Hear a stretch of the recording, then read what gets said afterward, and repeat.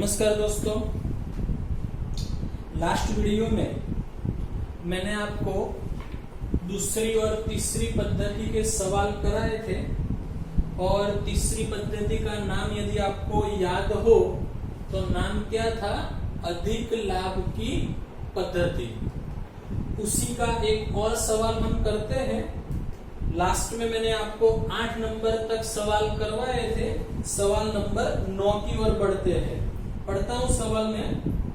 मीना और मंजू की पीढ़ी की पूंजी रुपए 4 लाख है, यानी पूंजी हमें डायरेक्ट दी गई है, ज्ञात करने की जरूरत नहीं है। और अपेक्षित मुआवजा का दर 10% है। अंतिम 3 वर्षों का लाभ, वार्षिक लाभ क्रमशः रुपए 1,20,000, 1,10,000 और 1 लाख है। भारित औसत पद्धति के आधार पर अधिक लाभ की 2 गुनी ख्याति की गणना कीजिए। भारित औसत पद्धति और अधिक लाभ, यानी हमें भारित लाभ ज्ञात करके अधिक लाभ की पद्धति का उपयोग करना है। तो स्टार्ट करते हैं दोस्तों। विनियोजित पूंजी 4 लाख है। फिर आपको याद हो तो दूसरा स्टेप हमारा कौन सा था? अपेक्षित लाभ का। तो अपेक्षित लाभ कैसे ज्ञात करते हैं? तो विनियोजित पूंजी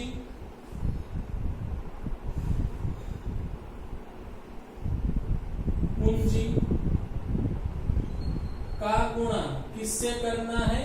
अपेक्षित मुआवजा का दर के साथ गुणा करना है।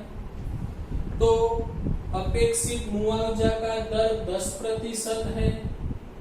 पूंजी 4 लाख गुणा 10/100, तो हमारा अपेक्षित लाभ कितना बनेगा? 40,000। ओके। अब दोस्तों हमें भारित औसत लाभ ज्ञात करना है। तो भारित औसत लाभ का सूत्र हम आगे सीख चुके हैं। कुल भारित औसत लाभ बट्टे कुल भारित लाभ। तो सबसे पहले गणना करनी पड़ेगी। तो वर्ष आएगा, फिर लाभ आएगा। यहाँ वर्ष कौन कौन से है, कहा नहीं है, तो मैं 1, 2, 3 लिख लेता हूं। 1,20,000, फिर 1,10,000, फिर 1 लाख। फिर हम भार देंगे 1, 2, 3। लाभ और भार का गुणा करेंगे तो दोस्तों हमें क्या मिलेगा? भारित लाभ। चलो, तो भारित लाभ ज्ञात करते हैं। 1,20,000 गुणा 1,20,000, फिर यहाँ 2,20,000, 3 से गुणा करेंगे 3 लाख, टोटल करेंगे 6,40,000। कुल भारित लाभ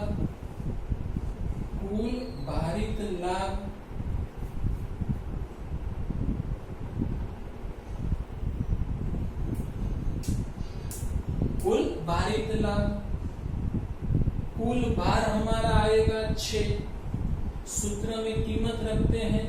कुल भारित लाभ 6,40,000 बट्टे में कुल भार 6 आएगा। 6,40,000 को 6 से भाग देते हैं। पॉइंट में शायद रकम आएगी 6,40/6। हाँ, तो 1,06,667। 1,06,667 रुपए कुल भारित औसत लाभ हमें मिला। अब हम ख्याति ज्ञात करेंगे। ख्याति का सूत्र आपको पता है, भारित औसत लाभ गुणे ख्याति के खरीदी के वर्ष। तो खरीदी के वर्ष हमें कितने दिए हैं? 2 गुने। 2 गुनी का मतलब होता है दोस्तों 2 वर्ष।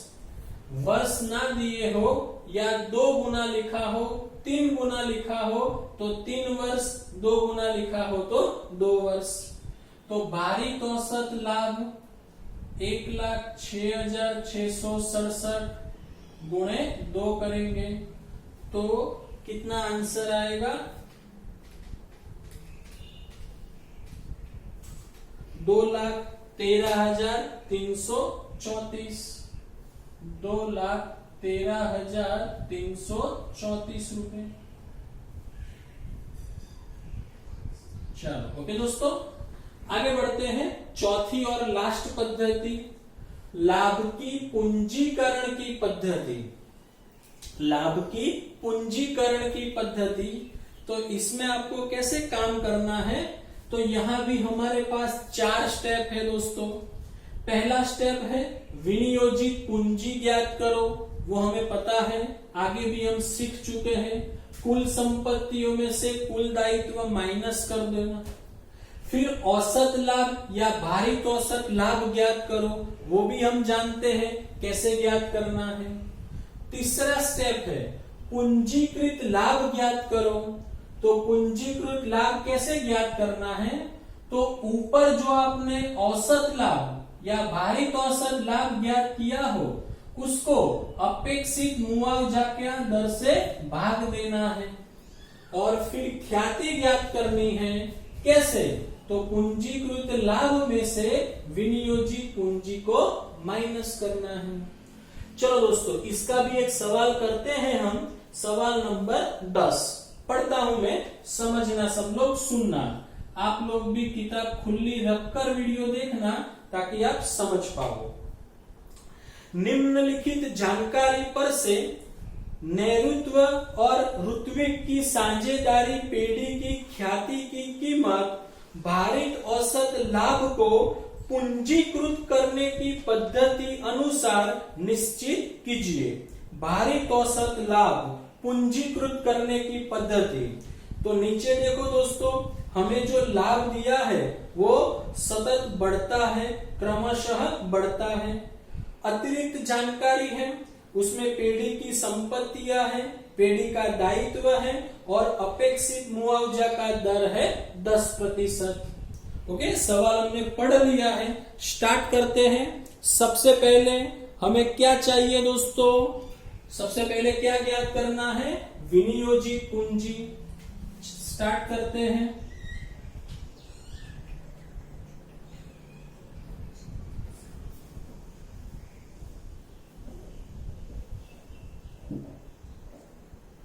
का सूत्र है कुल संपत्तियां माइनस कुल दायित्व।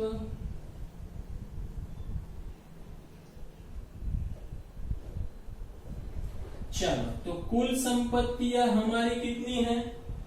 6 लाख।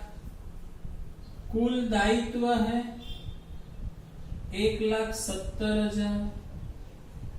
माइनस कर देते हैं तो विनियोजित पूंजी आएगी 4,30,000। ओके, आगे बढ़ते हैं दोस्तों।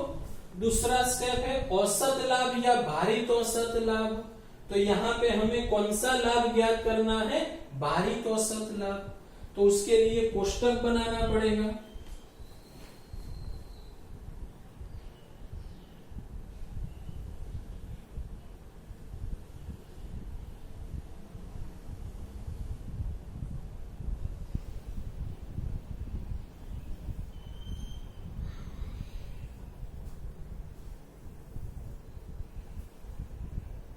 वर्ष लाभ, वर्ष में आएगा 2012-13, 13-14,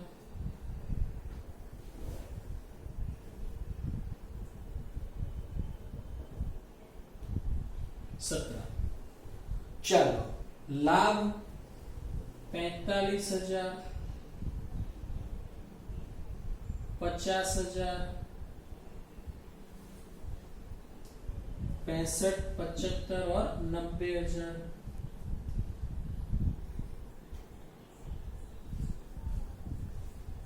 चलो सूत्र लिख लेता हूं मैं दोस्तों। भारित औसत लाभ का सूत्र क्या है? कुल भारित लाभ बट्टे कुल भार। चलो तो भार दे देते हैं 1, 2, 3, 4, 5। लाभ और भार का गुणा करेंगे तो भारित लाभ मिलेगा 45,000, 1,00,000, 1,95,000, 3,00,000, 4,50,000। ओके, कुल भार 15 आएगा। भारित लाभ, कुल भारित लाभ कितना होगा? तो 1,00,000 प्लस 45 प्लस 1,95 प्लस 7,50,000, 10,90,000 कुल भारित लाभ।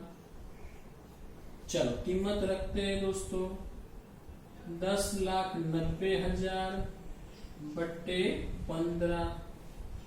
तो 15 से मैं भाग देता हूं 72,667 आएगा।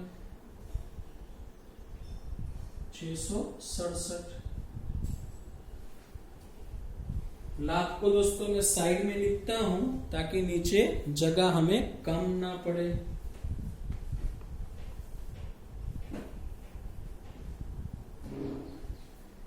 ₹72,667। ओके, चलो भारित औसत लाभ। उसके बाद क्या क्या करेंगे हम? पूंजीकृत लाभ। ये दोस्तों ध्यान रखना, इसमें कई बार स्टूडेंट गलती कर देते हैं।